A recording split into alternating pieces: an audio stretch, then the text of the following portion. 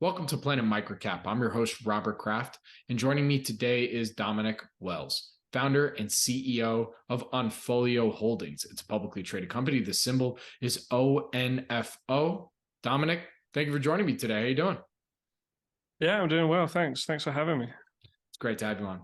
So this is actually our first time doing an interview together. The company presented recently at our virtual event back in December. So I recommend it was a big deep dive, a whole investor presentation, the whole bit. So I invite everybody to go and check that out as well on our YouTube channel. But for those who may have missed that, can you start us off with a quick overview and history of the company?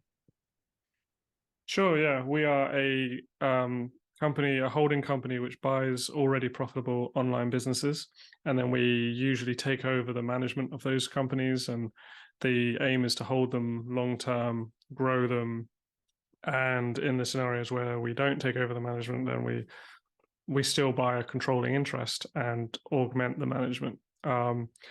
We've been publicly traded since August 2022. The company was founded in 2018. And yeah, because we're a serial acquirer, one of our main skill sets is we go out, we find these already profitable online businesses where maybe the founder has grown it as far as he or she can, or they just want to take some chips off the table. And then yeah, we're a natural buyer because the abilities we have to grow the companies is strong, but also a lot of these businesses are sold at a price of around four times EBITDA. So that's a pretty lucrative price for us to come in at as well. Absolutely. And what would you say is your core criteria when you're looking for this? Is there any sector in specific that you look at, or do you just look at all opportunities? Yeah, we're in terms of sectors, yeah, we're pretty agnostic. As I mentioned already, the biggest criteria is that they already are profitable. And so then in terms of size, we like to buy businesses that are around 500K to a couple of $1 million a year profit.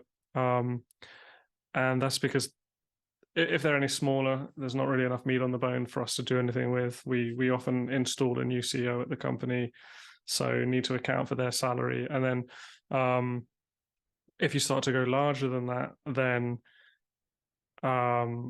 that's where the mispricing starts to end, and you have to start to pay a premium for those businesses. So we play in that sweet spot. And then online business is such a broad term and broad world. There's so many different business models as well as sectors, and we're fairly agnostic, but it needs to be a business where there's not too much reliance on like a single thing. So for example, an Amazon FBA business where it just sells products on Amazon, maybe imports them from China, and then Amazon does all the rest. Those businesses there's not really many levers you can pull. It's very competitive, very commoditized. So we would stay away from that. Whereas if it was another business that was an actual brand and it happened to also sell on Amazon, then that's something we would look at. And then we also look at software, we look at courses like education, we have a lot of services and agencies that we do well with. So it's really each individual business, we look at it and say, okay, is this the size we want? Is it profitable? Is it trending in the right direction? Do we feel we can come in and grow it? Or is it one of those businesses that's heavily reliant on the founder, and when the founder leaves, the business doesn't really work anymore? So all of these things we consider. Absolutely. So love to better understand what makes, this business model that you have for Onfolio unique and different compared to some of your peers, and better understanding the competitive landscape. And, are there a lot of other holding companies that are also looking for specifically just online businesses generating, that are profitable? Let's just give me a little more there. Yeah, there's a few businesses. I think the size that we're playing in that I referenced earlier, that kind of $500,000 to several million EBITDA, we're probably one of the most well-financed companies playing in that space. It's kind of the sweet spot where it's a little bit too small for private equity, too big for high net worth individuals or just solo buyers. so we have got a little bit of a blue ocean there, but there are other groups buying in the space. And I think the competitive advantage we have is, I think a huge thing is experience, and we're not going to not make any more mistakes, but I think we've made enough mistakes over the years that we've learned, we've kind of developed that muscle. So our ability to find a deal, vet that deal, do due diligence on it. We've got the whole C-suite involved in making acquisition decisions. I think I've seen other companies come in and just kind of indiscriminately buy everything that they can without, I mean, the pace they move, there's no way they're doing proper due diligence. And then there's other companies who maybe have only bought a few businesses, so they're limited in their skill set. And then there's other businesses which focus on a single business model or a single vertical. And in theory, that's good, but a lot of them run into issues because there's not enough deal flow in their vertical. So they're kind of limited by basically the available inventory. Whereas for us, we have a lot of optionality that we can basically consider everything. That doesn't mean we buy everything, but I think another one of our advantages is simply we have the ability to really just, there's kind of no ceiling on the businesses we can buy. Very good.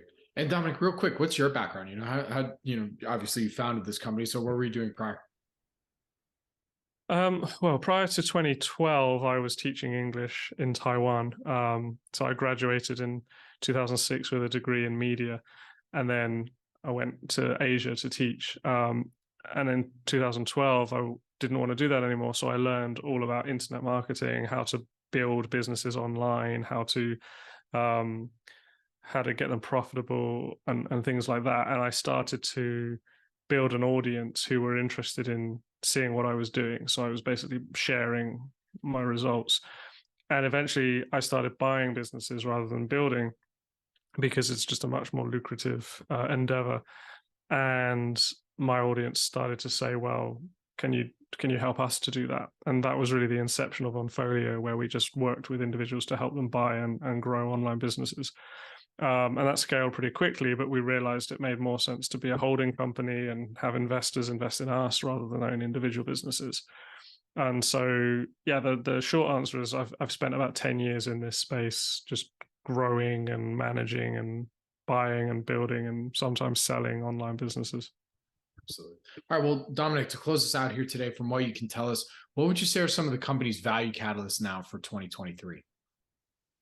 So since the IPO in August, so this is being recorded in March 2023, been about 7 months, and we've really just been focusing on both expanding our infrastructure and our capabilities, but also executing on what we said we would do.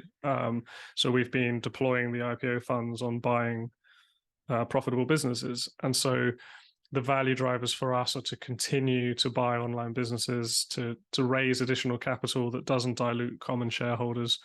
So basically debt, and then just rinse and repeat. And at some point, if our share price gets to the right price, a lot of people are going to start exercising warrants. And there's 6 million warrants outstanding with a $5 strike price. So that's another $30 million worth of capital that over time will come in, and we can use that to rinse and repeat even more and keep buying businesses. So essentially the key value driver is just us continuing to do what we've been doing so far, and that becomes a flywheel where you get enough profit and retained earnings that you can then put those back into growing and buying more businesses. So it's just rinsing and repeating and scaling the business model. Very good. Well, Dominic, with that, where can our audience go and find more information about Onfolio? Onfolio.com is the main website, and investors.onfolio.com is the investor portal. So yeah, that would be the best place. Very good. Well, Dominic, thank you so much for joining me today. Really do appreciate it. Good luck. Stay safe. And I look forward to our next update. Yeah, likewise. Thanks for having me on. Thank you.